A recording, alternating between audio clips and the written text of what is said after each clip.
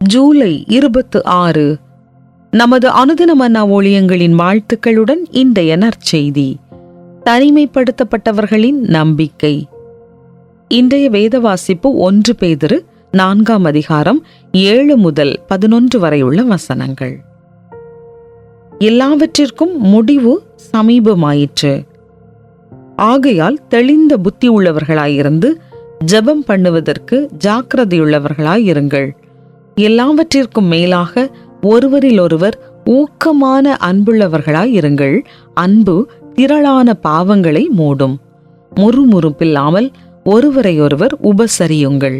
அவனவன் பெற்ற வரத்தின்படியே நீங்கள் தேவனுடைய பற்பல கிருபையுள்ள ஈவுகளை பகிர்ந்து கொடுக்கும் நல்ல உக்கிரானக்காரர் போல ஒருவருக்கொருவர் உதவி செய்யுங்கள். ஒருவன் போதித்தால் தேவனுடைய வாக்கியங்களின்படி போதிக்க கடவன். ஒருவன் உதவி செய்தால் தேவன் தந்தருளும் பலத்தின்படி செய்ய கடவன். எல்லாவற்றிலேயும் இயேசு கிறிஸ்து மூலமாய் தேவன் மகிமைப்படும்படியே செய்வீர்களாக. அவருக்கே மகிமையும் வல்லமையும் சதா காலங்களிலும் உண்டாயிருப்பதாக. ஆமென். குறிப்பு வசனம்: எல்லாவற்றிற்கும் முடிவு சமீபமாயிற்று. ஆகையால் தெளிந்த புத்தியுள்ளவர்களாயிருந்து ஜெபம் பண்ணுவதற்கு ஜாக்கிரதையுள்ளவர்களாயிருங்கள். 1 பேதுரு 4:7. 1965 ஜூன் மாதத்தில் 6 டோங்கன் இன இளைஞர்கள் சாகசத்தை தேடி தங்கள் தீவிலிருந்து படகில் சென்றனர். ஆனால் முதல் இரவில் ஒரு புயல் அவர்களின் பாய்மரம் மற்றும் சுக்கானை உடைத்த போது அவர்கள் தெற்கு பசிபிக் பெருங்கடலில் உள்ள மக்கள் வசிக்காத அற்றா தீவை அடைவதற்கு முன்பு உணவு தண்ணீரின்றி பல நாட்கள் அலைந்து திரிந்தனர். அவர்கள் கண்டுபிடிக்கப்படுவதற்கு 15 மாதங்கள் ஆனது. சிறுவர்கள் இணைந்து அற்றா தீவில் உயிர் பிழைக்க சிறிய உணவு தோட்டம் அமைப்பது, மழைநீரை சேமிக்க மரத்தடிகளில் குழி பறிப்பது, தற்காலிக உடற்பயிற்சி கூடம் கட்டுவது போன்றவற்றில் இணைந்து பணியாற்றினார்கள். ஒரு சிறுவன் பாறையிலிருந்து விழுந்ததில் கால் முறிந்தபோது மற்றவர்கள் குச்சிகள் மற்றும் இலைகளை பயன்படுத்தி அதை குணப்படுத்த உதவினர். அவ்வப்போது அவர்களுக்கிடையே எழுந்த வாக்குவாதங்கள் அனைத்தும் கட்டாய சமரசத்துடன் ஒப்புரவாக்கப்பட்டன.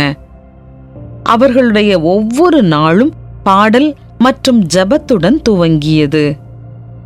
அவர்கள் மரித்துவிட்டதாக எண்ணி இறுதிச் சடங்குகள் ஏற்கனவே நடைபெற்று முடிந்திருந்ததால் அவர்கள் ஆரோக்கியமாக வெளிவந்ததை எண்ணி அவர்களது குடும்பத்தினர் ஆச்சரியப்பட்டனர். முதல் நூற்றாண்டில் இயேசுவின் விசுவாசியாக இருப்பது ஒரு தனிமைப்படுத்தப்படும் அனுபவமாக இருந்திருக்கலாம். தங்கள் நம்பிக்கைக்காக துன்புறுத்தப்பட்டு அடிக்கடி குடும்பத்திலிருந்து விலகி இருக்க நேரிட்டதால் அலைந்து கொண்டிருந்திருக்கலாம். அப்படிப்பட்டவர்களுக்கு அப்போஸ்தலனாகிய பேதுரு ஒழுக்கத்துடனும் ஜெபத்துடனும் இருக்க வேண்டும், ஒருவரையொருவர் கவனித்துக் கொள்ள வேண்டும், வேலையை செய்ய திறமைகளை பயன்படுத்த வேண்டும் என புத்தி சொல்லுகிறார்.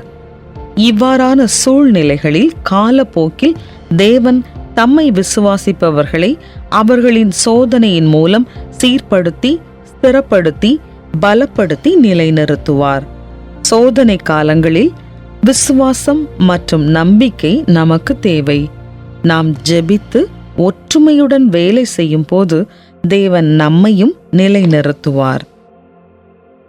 சோதனையான காலங்களில் நீங்கள் உதவி கேட்க அதிக வாய்ப்பு உள்ளதா அல்லது தனியாக முயற்சி செய்து பிரச்சனையை மேற்கொள்ளுகிறீர்களா? உங்களைப் போல தனிமைப்படுத்தப்பட்டவர்களுக்கு நீங்கள் எவ்வாறு ஊக்கமளிக்கலாம்?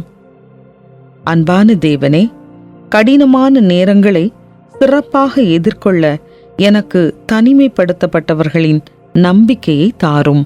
ஆமென்.